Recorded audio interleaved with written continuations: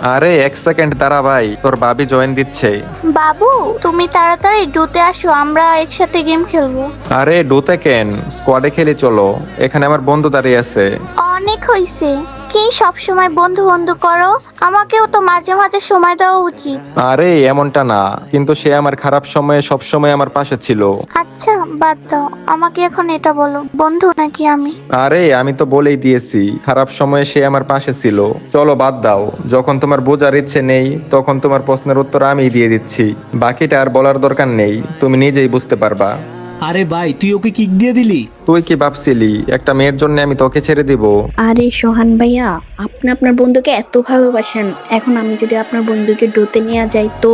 আরে ভাই, তুই ভাবিকে উত্তরটা দিয়ে দে। আরে ভাই ছাড় না, মজা করতেছ। আরে বাবু, আমি তো সিরিয়াস, আসো দুজনে একসাথে ডোতে গেম খেলি। আচ্ছা, তুমি যখন সিরিয়াস আমিও সিরিয়াস। সোহান, গ্রুপটা দে আমাকে। আরে বাবু, ডুয়োতে তো অবশ্যই খেলবো, কিন্তু তোমার সাথে না, আমার ভাইয়ের সাথে। চলো, ভালো থাইকো। কি রে, কিক দিয়ে দিলি? হ্যাঁ, তোর কাছ থেকে তো শিখলাম।